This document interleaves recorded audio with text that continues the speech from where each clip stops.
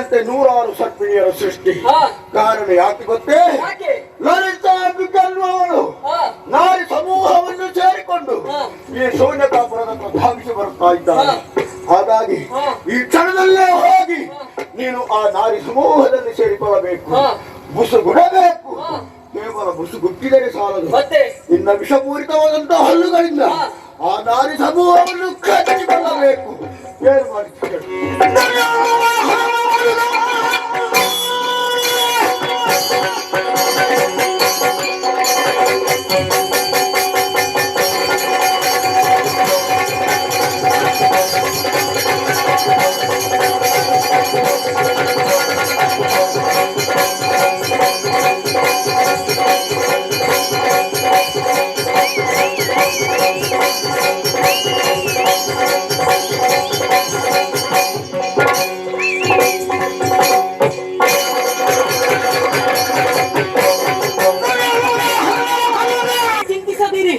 ಬರುವಂತ ಶಕ್ತಿ ಸೇನೆಯನ್ನು ನನ್ನ ವಿಷಪೂರಿತ ಹಲ್ಲುಗಳಿಂದ ಆಗಿತ್ತು ಹೋಗಿ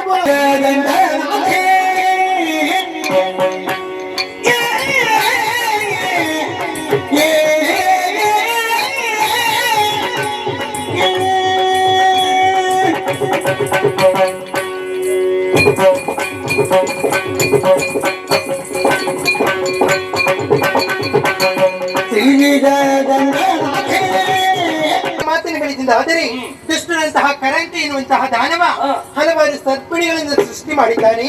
ಹಾಗೆ ಯುದ್ಧ ಮಾಡೋದಕ್ಕೆ ಕಷ್ಟವಾಗಿದೆ ತಾಯಿ. ಅವರನ್ನು ಕೊಡಬೇಕಿದ್ರೆ ಮುಗಿಸಲಾಗಬೇಕು. ಆದ ಕಾರಣ ಮಕರೇಶ್ವರ ಸೃಷ್ಟಿ.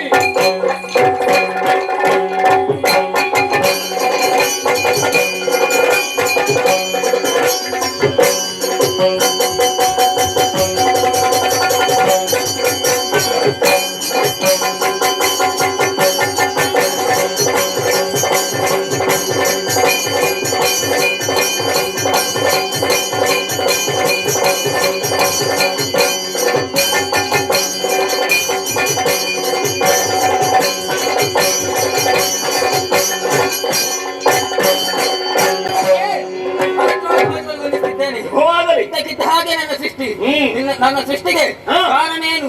ನನ್ನಿಂದ ಆಗಬೇಕಾದಂತ ಸೇವೆ ಹೇಳಿ. ಮುಂದು ಶಿವು ಕರೆದು ಪುತ್ತಾ ಇರುವೆ. ಜಾತಿಯಲ್ಲಿ ನೀನು ಹೆಣ್ಣು, ಆದ ಕಾರಣವೇ ನಿನ್ನನ್ನು ನಕಲೇಶ್ವರಿ ಎಂಬುದಾಗಿ ಹೆಸರಿಸಿದ್ದೇನೆ. ನಿನ್ನ ಸೃಷ್ಟಿಗೆ ಬರುವಂತಹ ಕಾರಣ ಇದೆ. ವಿರೋಧಿ ಸಾಗುವಂತಹ ಗ್ರಹಗಳನ್ನು ಹಚ್ಚಿಕೊಳ್ಳು, ಕರಂಕರ ನಾಶ ಮಾಡು.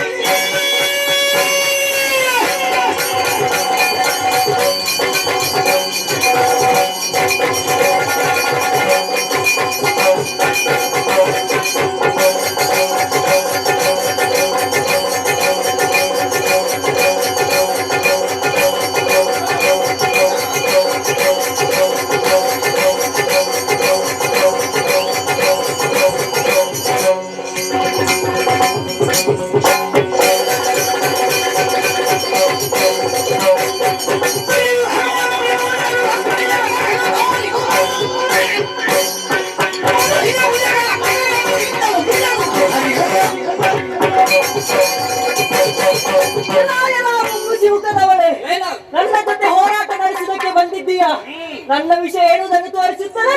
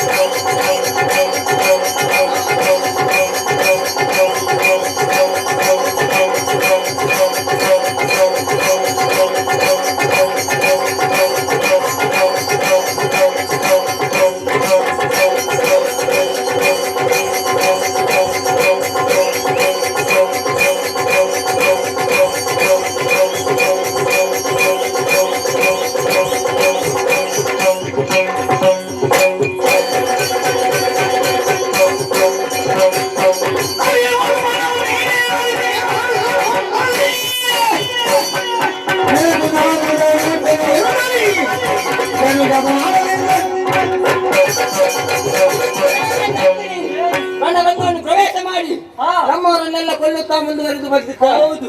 ಒಳ್ಳೆ ಮಾತಿನಲ್ಲಿ ಹೇಳ್ತಿದ್ದೇನೆ, ಏನು ಬಂದ ಹಾಗೆ ಇಂದ ಹೋದರೆ ಸರಿ. ನಿನ್ನದಿಕ್ಕೆ ನಿನ್ನ ಮೂಲಕ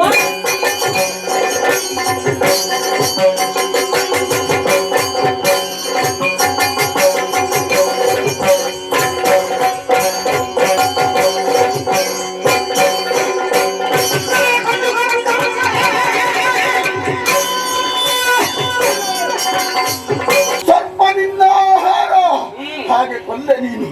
ನೀನು ನನಗೆ ಆಹಾರ, ನನ್ನನ್ನು ಕಡಿದು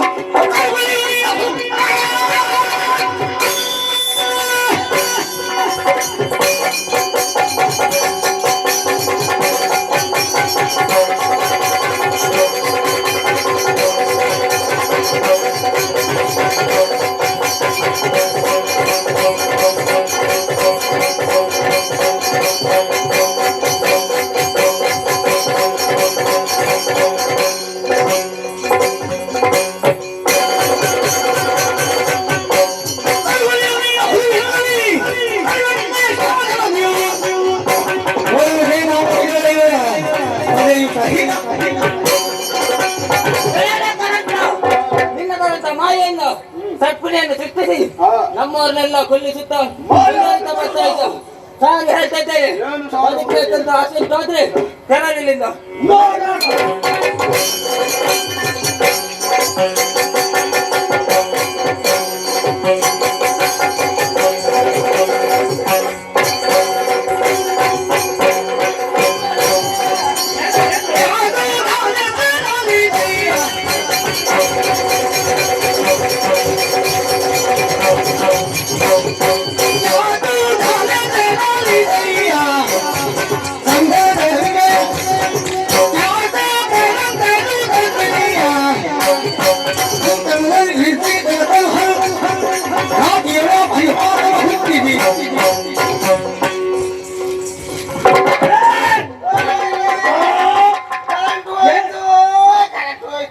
ಹೋದ್ರೆ ಬೇರೆ ವ್ಯವಸ್ಥೆ ಮಾಡ್ತೇನೆ ಇರ್ಲಿ. ಮತ್ತೆ ಅಲ್ಲಿ ಹ? ನಿಮ್ಮವರ ಜೊತೆ ಓ ಅನಂತನ ಜೊತೆಯಲ್ಲಿ ಹೋದವ ನೀನು. ಏನಾಯ್ತು ಹೋದ ವಿಷಯ? ಹ? ಅವ್ರು ಹೋಗುವಾಗ ಒಬ್ಬರು ಹೋಗ್ಲಿಲ್ಲ. ಮತ್ತೆ ಅವ್ರು ಹೋಗುವಾಗ ಮೈಕದಲ್ಲಿ ಹೋದ್ರು. ಅದ್ಯಾಕೆ ಮೈಕದಲ್ಲಿ ಹೋದ? ಅಲ್ಲಲ್ಲಿ ಮಾಡ್ತಾ ಇದ್ದೆ. ಹೌದು, ಮೈಕವಿದ್ದಲ್ಲಿ ಹೋದ್ರು.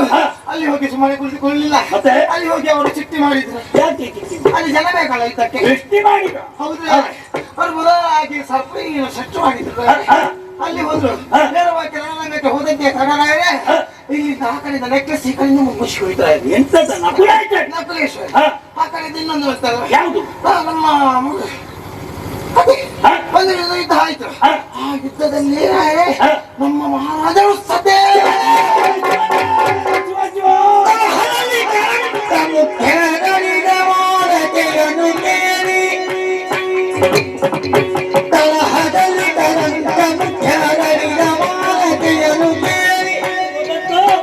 ಇಂದಿನ ದಿವಸ ಕರೆಂಟ್ ಅಳಿವಾಗಿ ಹೋಯ್ತಲ್ಲ.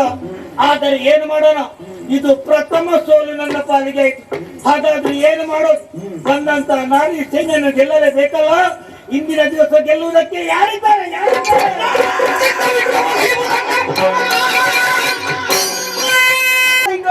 ವಾರ್ತೆಯನ್ನು ಕೇಳಿ ಅಳುವುದಕ್ಕೆ ಪ್ರಾರಂಭಿಸಿದೆ.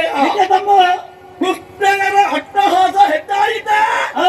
ಅಪ್ಪಡಿಯನ್ನು ಕೊಟ್ಟದ್ದಾದರೆ ಅವನ ಹೆಣ ಮುಡಿ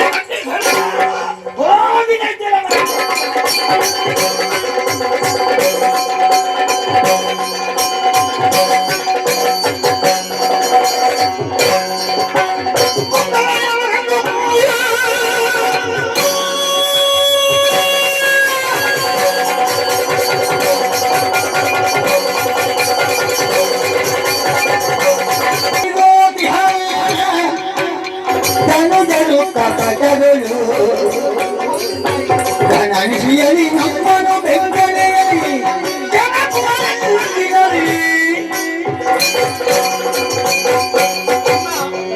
ಈ ದಿನದಿಂದ ರಣಕ್ಷೇತ್ರದಲ್ಲಿ ಯುದ್ಧವನ್ನು ಮಾಡುತ್ತಿರುವಂತಹ ಸಂದರ್ಭದಲ್ಲಿ ಯುದ್ಧವನ್ನು ಮಾಡುವುದಕ್ಕೆ ಕಷ್ಟವಾಗಿತ್ತು ತಾಯಿ. ಸುತ್ತಲೂ ಯುದ್ಧವನ್ನು ಮಾಡುತ್ತಿರುವಂತಹ ಸಂದರ್ಭದಲ್ಲಿ ಕತ್ತಲವಾಗಿದೆ. ಯುದ್ಧವನ್ನು ಮಾಡುವುದಕ್ಕೆ ಕಷ್ಟವಾಗಿದೆ. ನೀವೇ ರಕ್ಷಿಸಬೇಕು ತಾಯಿ.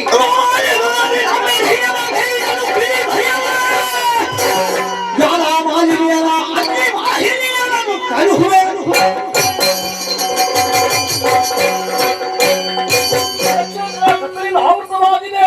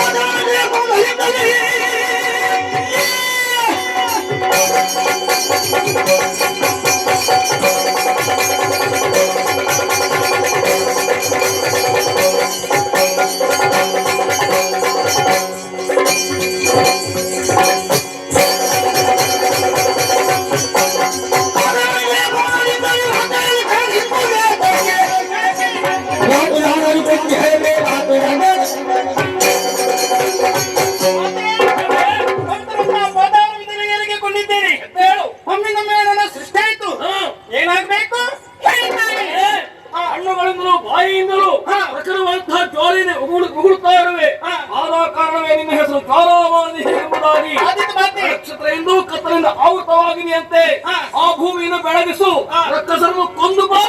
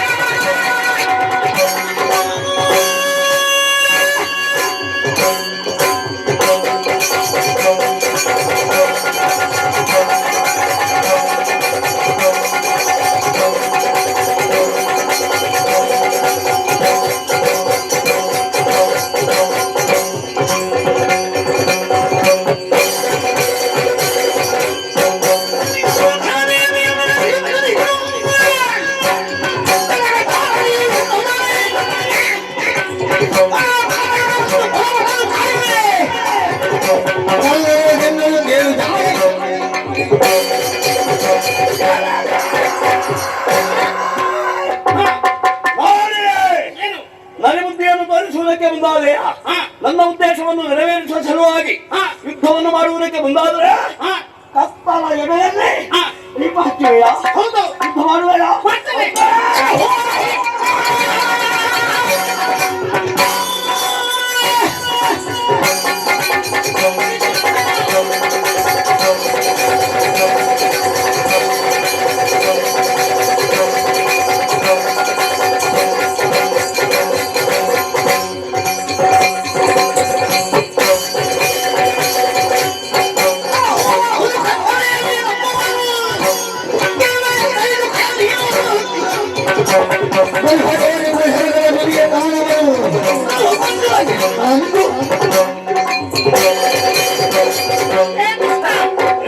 ಪ್ರಪಂಚವನ್ನೇ ಕತ್ತಲೆ ಮಾಡಿ ಆ ಹೆಸರೇನಲ್ಲ ಸೋಲಿಸಬೇಕೆಂಬುದಾಗಿ ತಿಳಿದುಕೊಂಡೆಯ.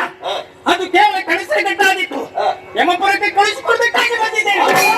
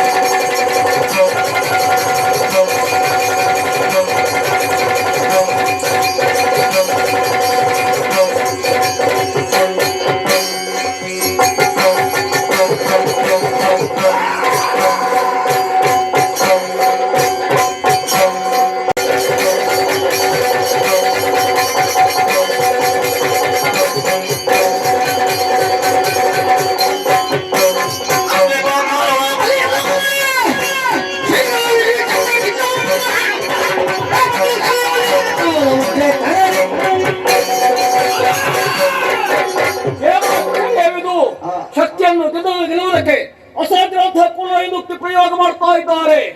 ಆದ ಕಾರಣವೇ ಶಕ್ತಿ ಸೇನೆ ಅಡಿಗಡಿಗೆ ಸೋಲು ಅನುಭವಿಸುತ್ತಾ ಇದೆ. ಶಕ್ತಿ ಸೇನೆಯನ್ನು ಸಂರಕ್ಷಿಸುತ್ತಾ ಬಗೆತ್ತು ಎಂಬುದಾಗಿ ಬಹಳವಾಗಿ ಯೋಚನೆ ಮಾಡಿದೆ. ಆದ ಕಾರಣವೇ ಸುತ್ತಲೂ ಅಭೇದ್ಯವಾದ ಅಗ್ನಿ ಪ್ರಾಕಾರ ನಿರ್ಮಾಣ. ಈ ಕೋಟೆಯನ್ನು ಬೇರೆ ಸುತ್ತ ಪಡೆದ ಬರಲಿ ಮಾಡಿಕೊಳ್ತೇನೆ.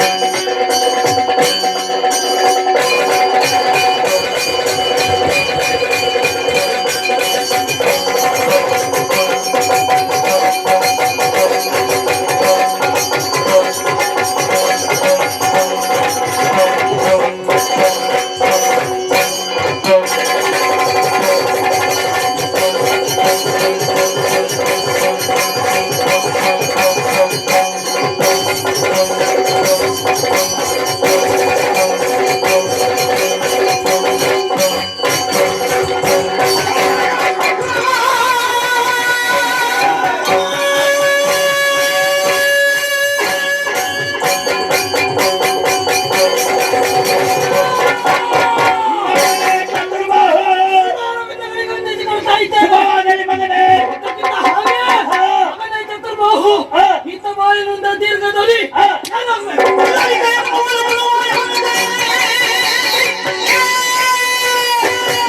ಎಂಬವಳು ನಮ್ಮ ಶೂನ್ಯತಾಪುರವನ್ನು ಪ್ರವೇಶ ಮಾಡಿ ಈ ವೇಳೆಯಲ್ಲಿ ರಣವನ್ನು ಬಯಸಿದ್ದಕ್ಕೆ ಮುಂದಾಗಿದ್ದಾರೆ ಮಾಡಿ ಅಷ್ಟು ಮಾತ್ರವಲ್ಲದೆ ಈ ವೇಳೆಯಲ್ಲಿ ಅಗ್ನಿ ಪ್ರಾಕಾರ ನಿರ್ಮಿಸಿದ್ದಾರೆ ಅಂದ ನಿರ್ಮಿಸಿದಂತ ಅಗ್ನಿ ಪ್ರಾಕಾರ ಕೋಟೆಯನ್ನು ಎಡಕಾಲಿನ ಓಟು ಉರಿಯುವುದಕ್ಕೆ ಯಾರೆಂದು ಯೋಚಿಸಿ ನೀನೇ ಸಮರ್ಥ. ಅದಕ್ಕಾಗಿ ನಿನ್ನನ್ನು ಕಳಿಸಿದ್ದೇನೆ.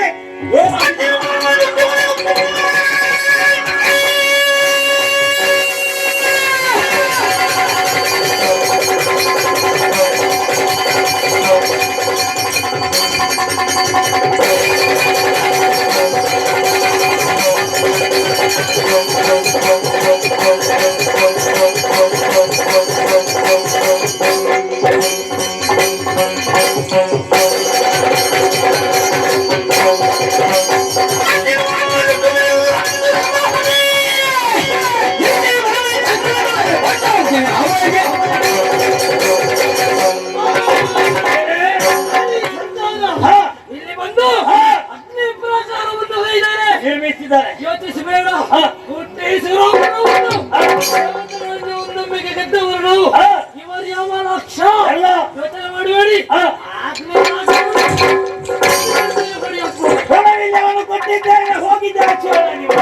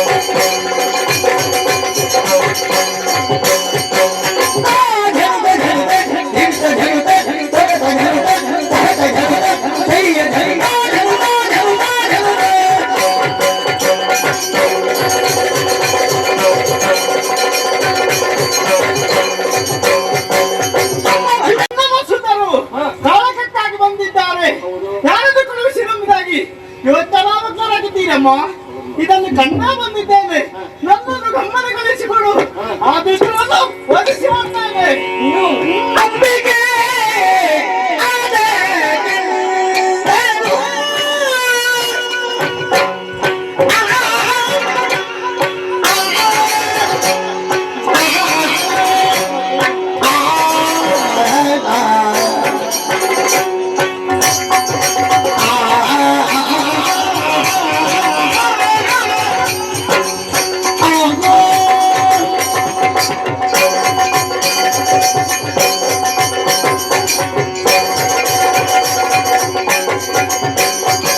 ಇದಕ್ಕಿಂತ ಹಾಗೆ ಮುಗಿಲ ಮರೆಯಿಂದ ಕೋರ್ಮಿಟ್ಟನ್ನು ಕಾಣಿಸ್ತರನಾಗಿ ಪಕ್ಕನೆ ಪ್ರತ್ಯಕ್ಷನಾಗಿ ಬಿಟ್ಟಿಯಲ್ಲ. ಹೌದಮ್ಮ. ಬಂದು ಆಡಿದ ಮಾತೇನು? ಕಳವನ್ನು ನಾನು ಕೊಂದು ಕೊಡ್ತೇನೆ. ಏನು ಮಗಳೇ ಇದು? ನಿನಗೂ ಯುದ್ಧದ ಹಂಬಲವ ಹೇಳು. ಹೌದಮ್ಮ. ನಿನ್ನ ಪ್ರಾಯ ಎಷ್ಟು ಎಂಬುದರ ಕಡೆ ಲಕ್ಷ್ಯ ಉಂಟ ನಿನಗೆ? 9 ವರ್ಷದ ಕುಮಾರಿ ನೀನು, ನನ್ನ 4ನೇ ಕಣ್ಣಿನಂತೆ ನೀನು ಎಂದು ಹೇಳಿದ್ರು ಕೂಡ ಅಪರಾಧವಾಗಲಿಕ್ಕಿಲ್ಲ. ಮಗ, ನಿನ್ನಂತಹ ಎಳೆಯ ಮಕ್ಕಳು ಆಟವಾಡುತ್ತಾ ಅರಮನೆಯಲ್ಲೇ ಕಾಲ ಕಳೆಯಬೇಕು. ಬದಲಾಗಿ ಯುದ್ಧದ ಹಂಬಲವೇ ಹೊಚ್ಚ ಹೊಡಲಿ.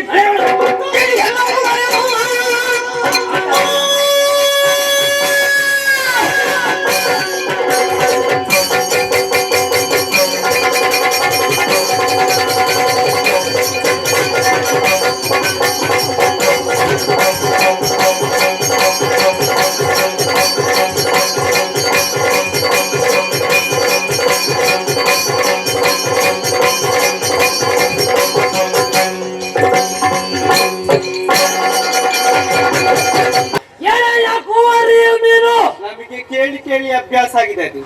ನಾವೆಷ್ಟು ಮೇಲೆ ಬಂದ್ರು ಹೇಳುವುದನ್ನೇ. ಎಳೆಯ ಕುವರಿಯು ಸಣ್ಣವಳಂತೆ. ಸಣ್ಣವಳೆ ಆದ್ದರಿಂದ ಬೇರೆ ಯಾರು ಹೇಳಿದ್ರೆ ಚಿಂತೆ ಇಲ್ಲ, ಆ, ನಮ್ಮ ಪಕ್ಷದವರೇ ಹೇಳುದು ಹಾಗೆ. ಏ, ಯಾಕೆ ನೀನು ಸಣ್ಣವಳಾದ ಕಾರಣದಿಂದ ಹೇಳ್ತಾರೆ. ಹಾ.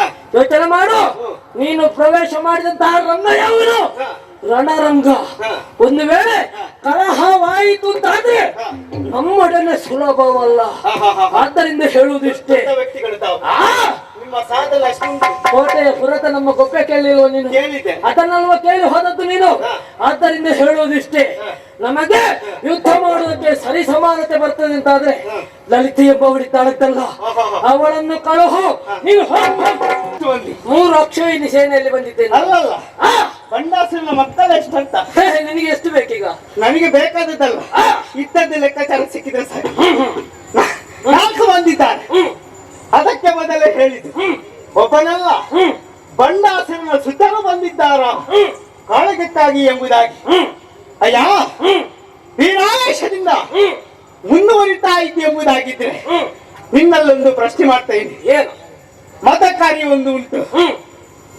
ಮದಕರಿಗೆ ಹೌದು, ಅದರ ಮುಂದೆ ಬಂದು ಒಂದು ನೊರಾಜು ನಿನ್ನನ್ನು ಬಗ್ಗಿಸ್ತೇನೆ ಎಂಬುದಾಗಿ ಮುಂದುವರಿದ್ರೆ ನೊರಾಜುವಿಗೆ ಒಂದು ಸೋಲಿಸುವುದಕ್ಕೆ ಆನೆಯನ್ನು ಸಾಧ್ಯ ಉಂಟಾ? ಆನೆ ಕೇವಲ ಕಾಲಿಂದ ವರಸೆ ಬಿಡ್ತದೆ. ಚಿಗುರೆಲಲ್ಲಿ ಚಿಮುಟಿ ಬಿಸಾಡುವುದಕ್ಕೆ ಯಾರಾದ್ರೂ ಕೊಡಲೇನು ಉಪಯೋಗ ಮಾಡ್ತಾರಾ? ಮರುಳರು ಹೆಡ್ಡರು ಎಂಬುದಾಗಿ ಹೇಳ್ಬಹುದು. ಅದೇ ರೀತಿ ನಿನ್ನನ್ನು ಕೊಲ್ಲುವುದಕ್ಕಾಗಿ ಲಲಿತಾಂಬೆ ಬರಬೇಕೆಂದು ಖಂಡಿತವಾಗಿ ಇಲ್ಲ. ಅವಳ ಮುಂದೆ ನೀನು ಕೇವಲ ನೊರಜು, ಒಂದು ಚಿಗಿರೆಲ್ಲ ನಿನ್ನನ್ನು ಚಿಮುಟುವುದಕ್ಕೂ ಅಲ್ಲ, ಕಾಲಿಂದ ಒರೆಸುವುದಕ್ಕೂ ಕಣ್ಣಿಂದ ತನ್ನ ಸುತ್ತಿದ್ದಾಳೆ ಎಂಬುದಾಗಿ ಕೊಟ್ಟಿದ್ದಾಳೆ. ಹಾಗಾಗಿ ಹೇಳುತ್ತಾ ಇದ್ದೇನೆ, ಬದುಕುವುದಕ್ಕೆ ನಿನ್ನಂತವರಿಗೆ ಖಂಡಿತವಾಗಿ ನಾನು ಅವಕಾಶ ಮಾಡಿಕೊಡುವುದಿಲ್ಲ. ಯುದ್ಧದಲ್ಲಿ ಮಾಡಿಸ್ತೇನೆ.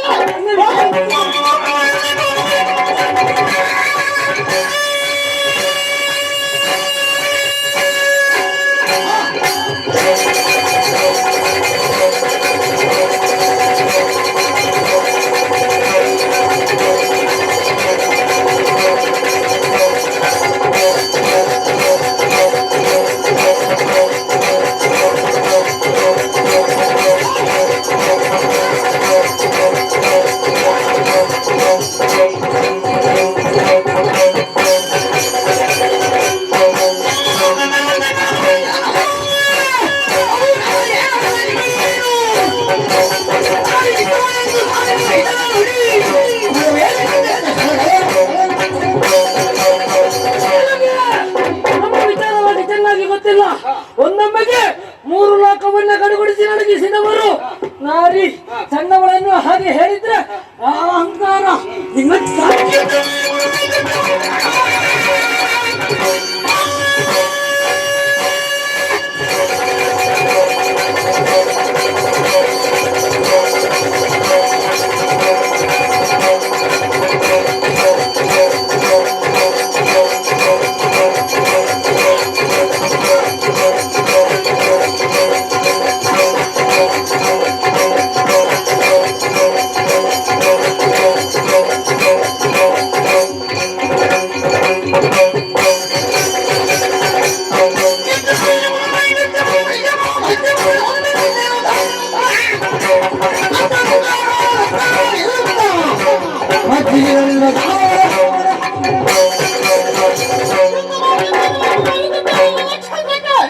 ನಿನ್ನನ್ನು ಸೋಲಿಸಿ ಲಲಿತಾಂಬೆಗೆ ಸಿಹಿ ಸುದ್ದಿಯನ್ನು ಒಪ್ಪಿಸಬೇಕಾಗಿ ನೀನು ನಾನು ನೋಡಪ್ಪ.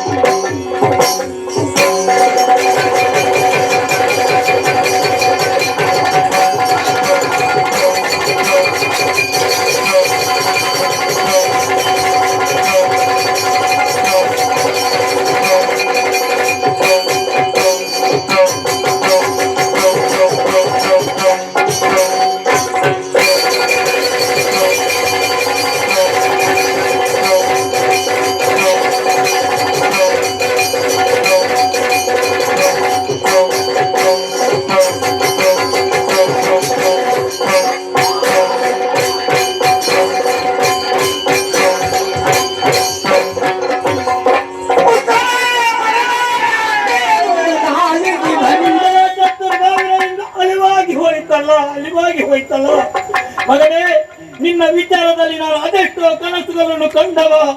ಇಂದಿನ ದಿವಸ ಕಂಡಂತ ಕನಸೆಲ್ಲ ಕನ್ನಡಿಯ ಗಂಟಾಗಿ ಹೋಯ್ತಲ್ಲ ಮಗನೇ. ಆದರೆ ನಾನು ಯೋಚಿಸಿಕೊಂಡವ, ಕೊನೆಯ ಕಾಲಕ್ಕಾದ್ರೂ ನಾನು ಸಾಯುವಂತ ಕಾಲದಲ್ಲಿ ನನ್ನ ಚಿತ್ತಕ್ಕೆ ಕೊಲ್ಲಿಯ ನುಡಿದಕ್ಕೊಬ್ಬ ಮಗ ಇದ್ದಾನೆಂಬುದಾಗಿ.